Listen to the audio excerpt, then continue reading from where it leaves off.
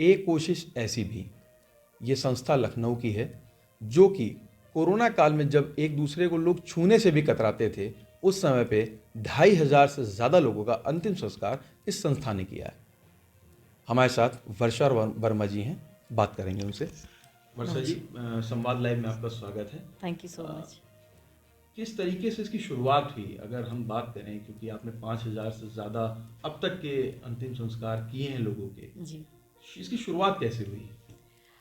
शुरुआत देखिए, जब कोई भी व्यक्ति कोई चीज़ शुरुआती तौर पर कोई अलग कुछ हट करके लीक से करना चाहता है तो कहीं ना कहीं एक बीज उसका होता है जो वही चीज़ें आपको इंस्पायर करती हैं।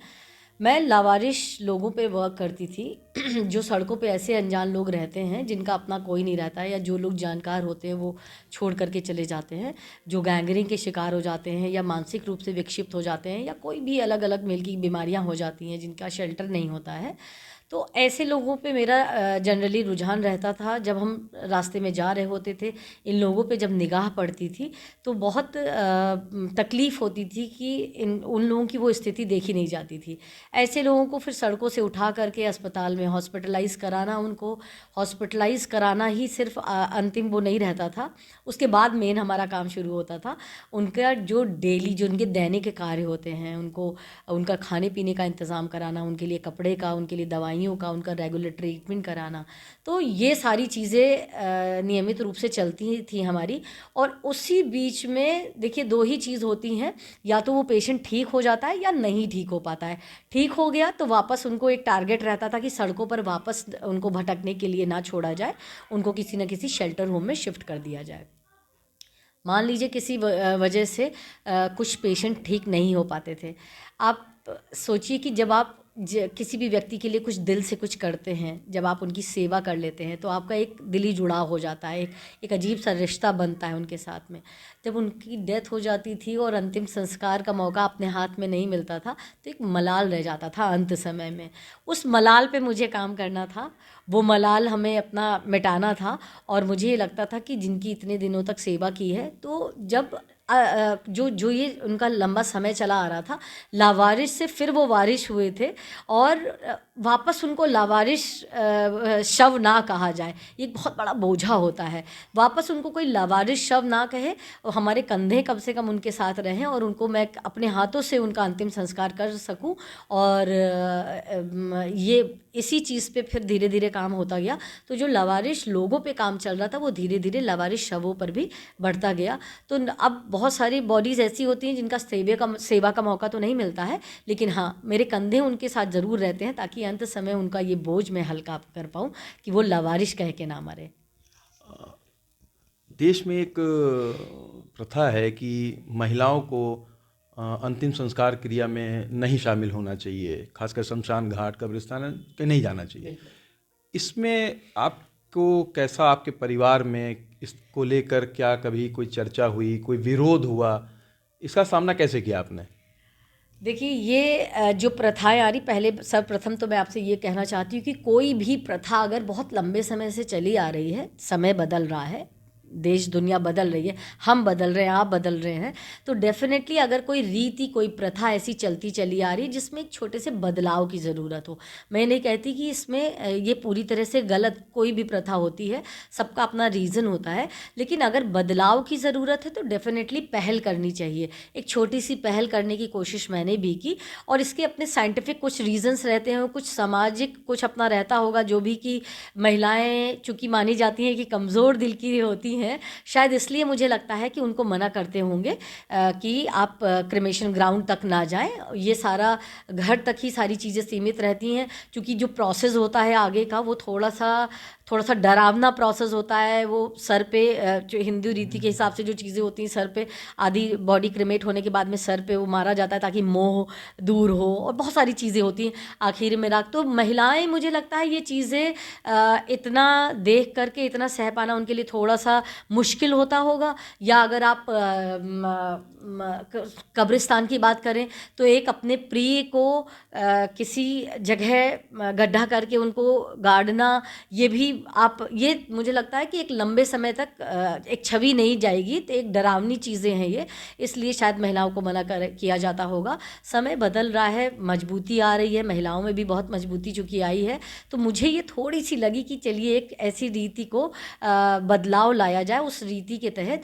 और मुझे नहीं लगता, आपने चूँकि पूछा कि परिवार में कभी इस बारे में बहस हुई हो या कभी इस बात का डिस्कशन भी हुआ हो, नहीं, मेरे फैमिली में इस तरह का कभी कोई डिस्कशन भी नहीं हुआ, ना मुझे कभी इन कार्यों से रोका गया और ना कभी इसमें कोई बहसबाजी हुई है।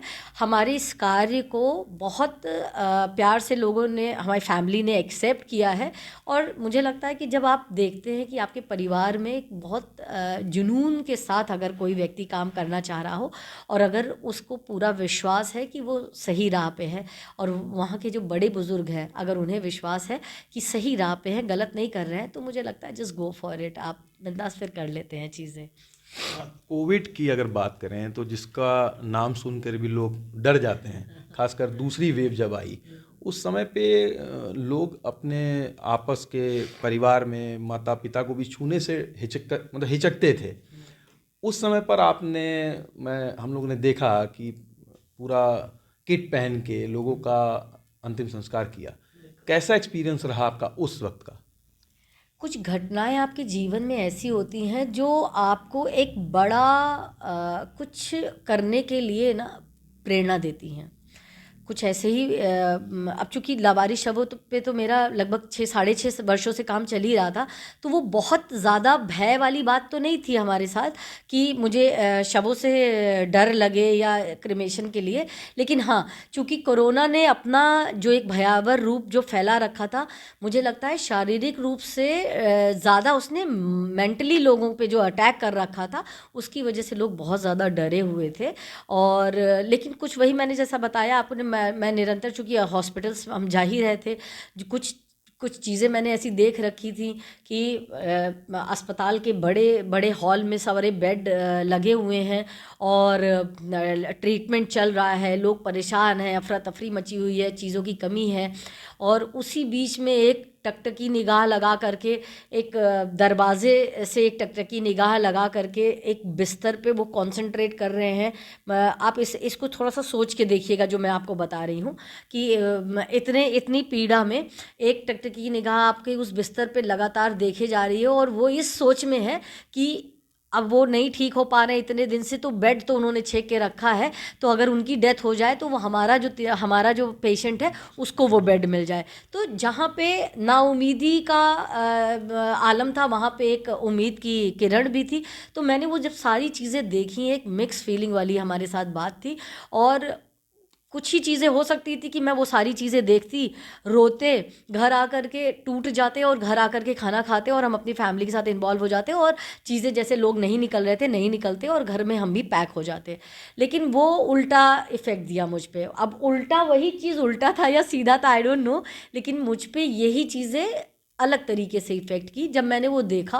और कुछ घटनाएं मेरे पर्सनली भी मेरे साथ कुछ ऐसा हुआ कि मुझे लगा कि जो लोगों को लग रहा था कि मार्केट में सिर्फ बेड की कमी है या रेमडेसिविर इंजेक्शन की कमी है या ऑक्सीजन सिलेंडर की कमी है, डॉक्टर्स की या टीम की कमी है, जो ये लोगों को लग रहा था, मैं आपको बताऊं उस बीचों में और एक बहुत बड़ी कमी जो थी, जो रिक्वायर्ड थी, जो लोगों तक पहुंचनी चाहिए थी, वो मुझे लगता है शायद कोई देख नहीं पा रहा था, या वो ही परिवार उन चीज़ों को जान पा रहे थे जो भुक्तभोगी थे।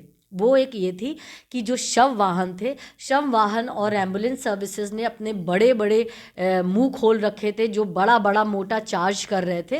वो एक बहुत बड़ी प्रॉब्लम थी, क्योंकि गवर्नमेंट के नॉर्म्स के हिसाब से जो भी डेथ हो रही थी, जो कोरोना में जो शव निकल रहे थे, उनके लिए ये था कि उनकी बॉडी घर तक नहीं जानी है, उनको नियरेस्ट क्रिमेशन सेंटर पे ही उनको क्रिमेट कराना है। और उसके लिए इतने बड़े बड़े चार्जेस ये लोग बोल रहे थे।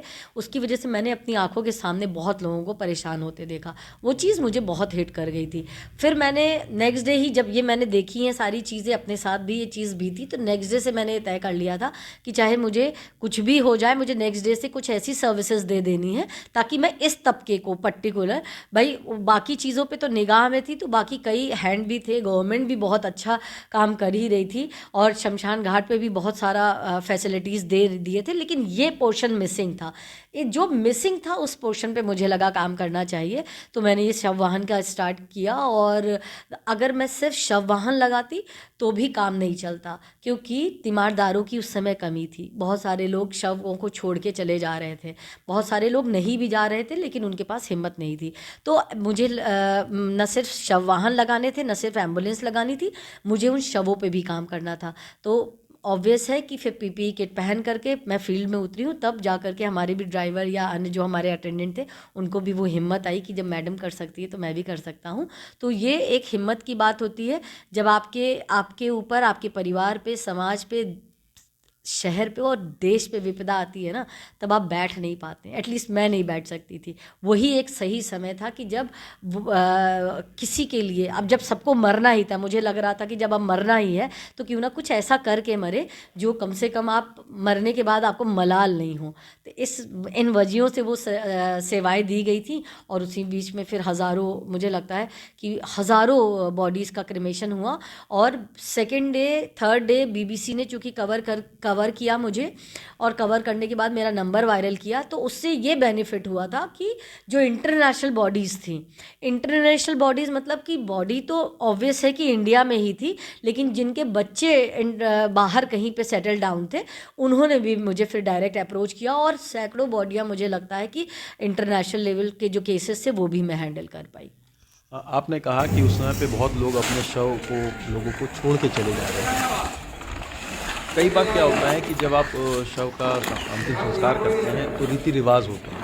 उस समय पे क्या इन सब चीज़ों पे भी आपने ध्यान दिया, और क्या लोगों का बाद में कोई रिस्पांस आया, खासकर फैमिली का, कि आपने जो किया है बहुत अच्छा है, धन्यवाद, जो भी उस।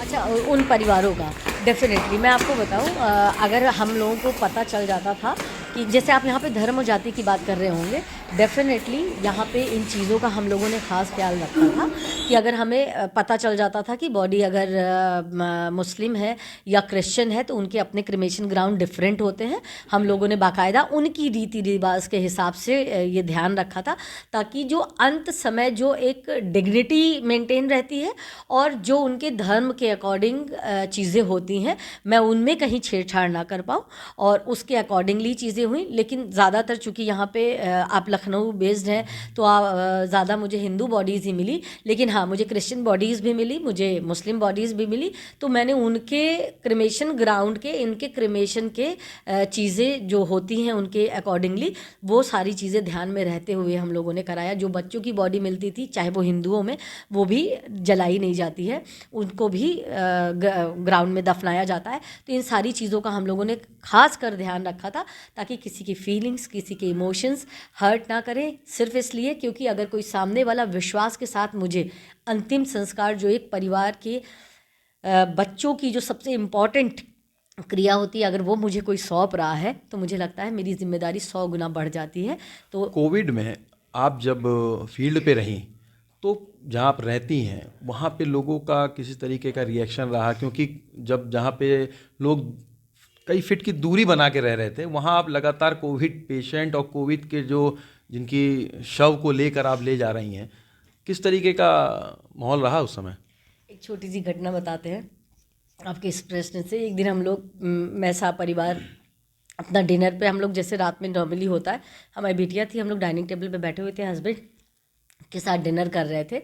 तो बहुत हिचकते हुए हमारे हस्बैंड ने एक बात मुझसे कही कि वर्षा, जो तुम्हारा दिन भर का जो भी तुम्हारा रूटीन है आजकल, जो शवों से तुम घिरी रह रही हो, यहाँ पे बात शायद चल रही है कुछ कि हम तक आएगी अब ये बात 1-2 दिनों में, कि तुम्हारी वजह से जो वर्षा आ रही है, जा रही है, निरंतर हॉस्पिटल में रह रही है, क्रिमेशन ग्राउंड पे जा रही है, कहीं ऐसा ना हो जाए कि इनकी वजह से ही कोरोना आ जाए हमारी बिल्डिंग में।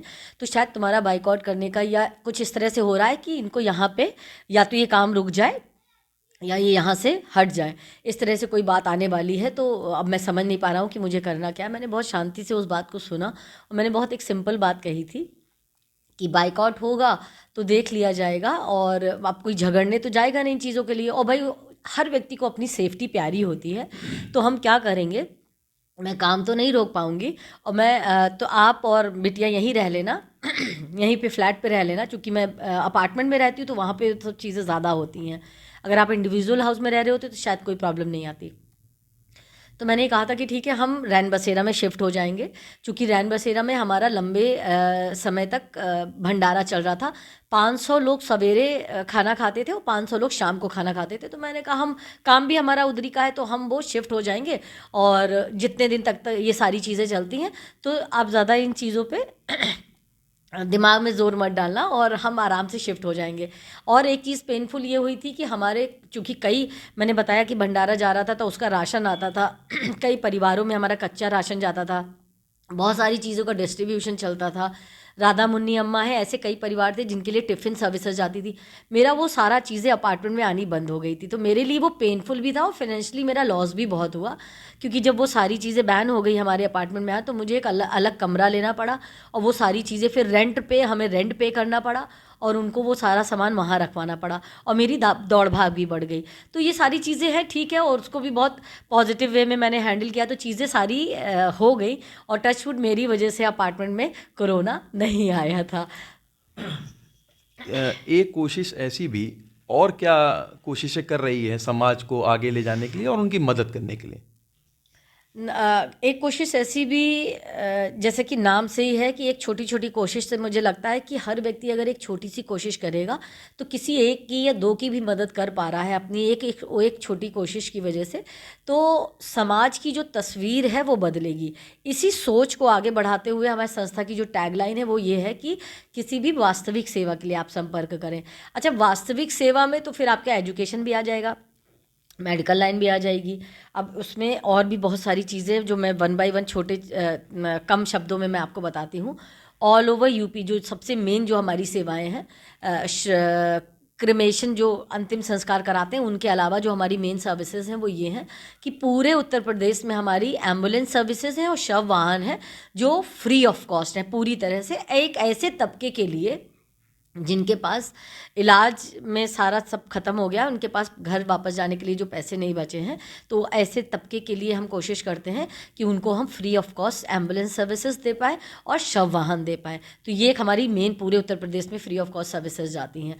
उसके अलावा कुछ बच्चों को जो पढ़ने में बहुत अच्छे हैं, फाइनेंशियली वीक हैं, या जिनके पेरेंट्स नहीं हैं, या कोई किन्हीं भी वजह से जो पढ़ाई कंटिन्यू नहीं कर पा रहे हैं, मेरी कोशिश रहती है कि अगर मैं उन तक पहुंच पाती हूँ या वो मुझ तक पहुंच पाते हैं, उन बच्चों की एजुकेशन हम लोग अडॉप्ट कर लेते हैं और उनको शिक्षा दिलवा कर मैं चाहती हूँ कि वो बच्चे अपने पैरों पे खड़े हो जाएं, ताकि वो खुद आगे चल के एक ऐसी नौकरी करें, इतना कमा पाएँ कि न वो सिर्फ अपने परिवार को अर्न करके खिला पिला पाएँ, सक्षम हो जाए, बल्कि कुछ बच्चों को ऐसे ही अडॉप्ट करें। तो ये एक चेन मैं डेवलप कर रही हूँ ताकि वो बच्चे खुद भी अडॉप्ट करें और वो एजुकेशन को और शिक्षित समाज का हम एक निर्माण कर पाएँ।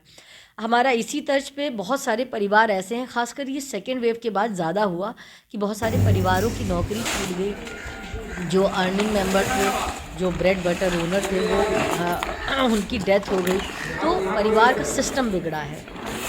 छोटे छोटे रोज़गारों से कोशिश करते हैं हम कि उनका वो सिस्टम हम एक लाइनअप कर दें, चाहे वो एक सब अगर अशिक्षित हैं लेकिन मेहनती हैं तो उनको चाहे वो सब्जी का ठेला लगा दें, मूंगफली का लगा सकते हैं, छोटे छोटे स्टॉल से जोड़ सकते हैं, उन्हें स्टॉल स्नैक्स के स्टॉल से जोड़ सकते हैं, या एक अच्छा पढ़ा लिखा व्यक्ति है और अगर उसकी नौकरी चली गई किसी वजह से, तो अगर जो आप एक फ़ोन डिक्शनरी में एक ऐसा नंबर पड़ा होता है कि मैंने इधर से सीवी उठा करके उधर उनको भिजवा दिया और एक सिंपल कॉल कर दी कि अगर आपको लगता है कि ये आपकी संस्था के पद के लायक है तो आप इनको नौकरी दे दीजिए। तो एक छोटी नौकरी से लेकर के बड़ी नौकरी तक हम उनको लाइनअप करा देते हैं। चीज़ें हमें सिर्फ लाइनअप करानी है ताकि वो अपने पैरों पे खड़े हो जाए। तो ये रोज़गार में इसी तरह से हो जाता है। अलग अलग हॉस्पिटल्स में हमारे विजिट के अलावा सेशन हम लेते हैं।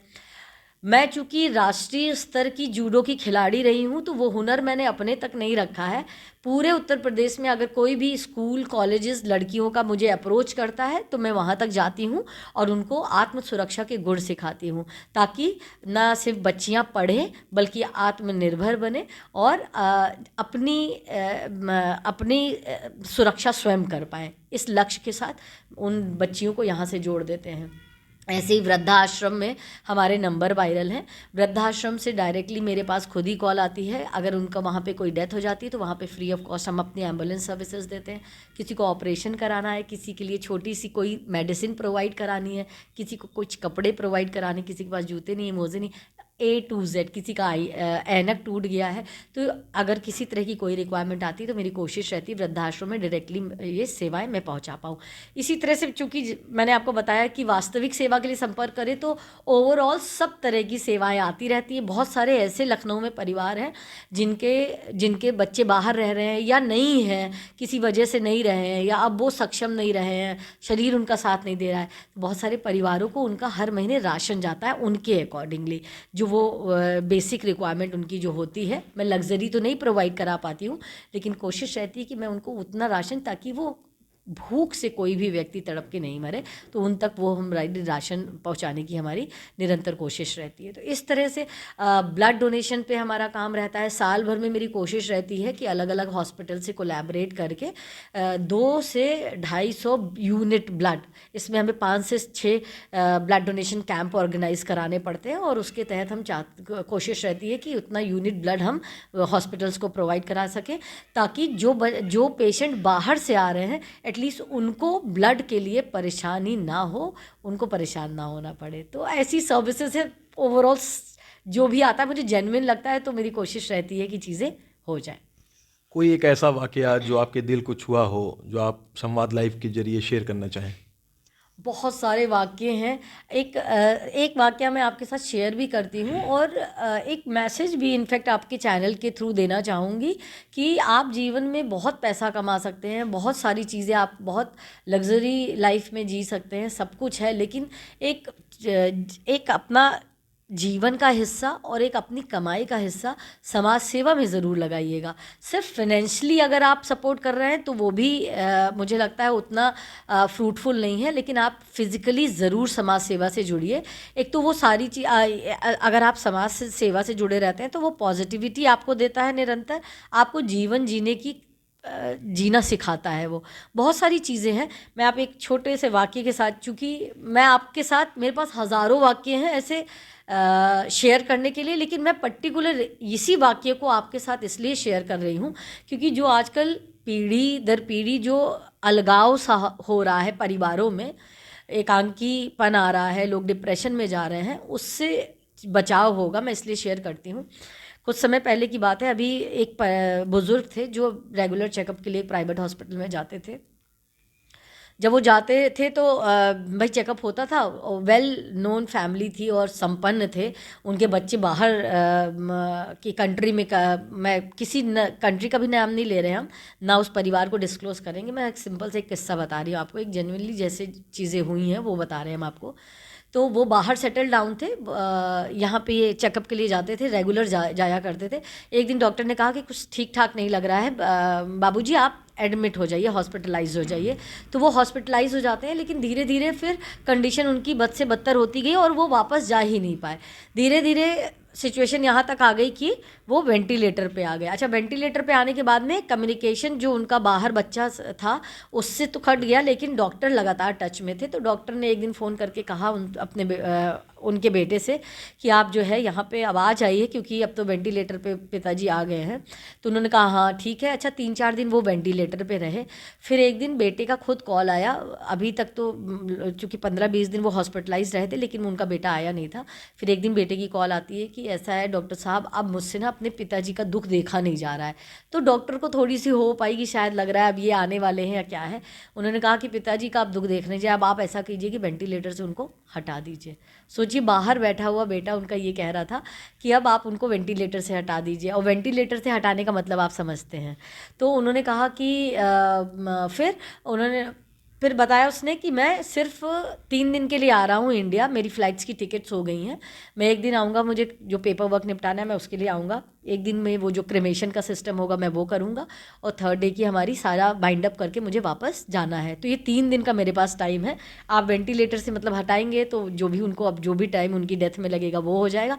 तो ये सारी चीज़ें हैं। तो ये घटना सिर्फ हाय राम या ओ शिट ऐसे कैसे हो सकता है, देखिए यही हो रहा है। तो मैंने आपसे सिर्फ इसीलिए ये घटना आपसे मैंने शेयर की, बताने को मैं बहुत सारी चीज़ें शेयर कर सकती थी कि आप जीवन में कुछ भी कमा लेंगे, नाम, नेम, फेम, शोहरत, पैसा, दुनिया में सब कुछ कमा लेंगे, लेकिन अगर आपने परिवार खो दिया ना, परिवार, तो फिर आपका वो पैसा किसी काम का नहीं है। अगर आप परिवार के साथ रह रहे हैं, मुझसे बहुत सारे लोग कहते हैं कि तुम वेल नोन फैमिली से हो, तुम्हारा इतना, हमारे हस्बैंड गवर्नमेंट ऑफिसर है, बड़े अधिकारी हैं, उच्च अधिकारी हैं, तो तुम्हें यही क्यों करना है? क्योंकि मेरा मेरा दिल और कहीं लगता ही नहीं है। मुझसे बहुत सारे लोग कहते हैं कि तुम ऐसे जब पद पे बैठे हुए तो तुम्हें परिवार वाले मना नहीं करते हैं, या उनको बुरा नहीं लगता है, या तुम सारा टाइम इसमें जूझी रहती हो तो तुम परिवार को कब टाइम देती हो? ऑफ कोर्स देते हैं, और अगर नहीं दे पा रहे होते तो शायद हम विदाउट गिल्ट ये काम नहीं कर पा रहे होते। अगर मैं विदाउट गिल्ट ये सारी सेवाएं दे पा रही हूँ क्योंकि मेरे परिवार का पूरा सहयोग है।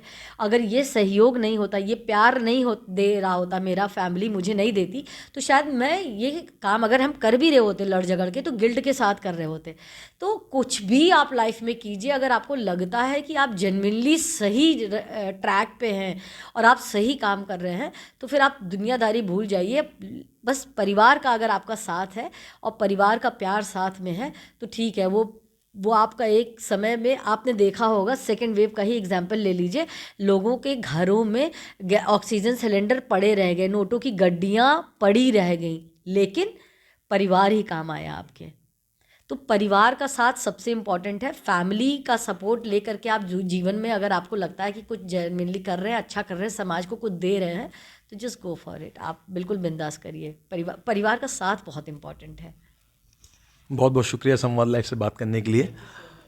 आपने सुना वर्षा जी को, जिन्होंने 5,000 से ज़्यादा शवों का अंतिम संस्कार तो किया ही, काफ़ी परिवार को जीने की राह भी दिखाई है। मैं जितेश अवस्थी, संवाद लाइव के लिए।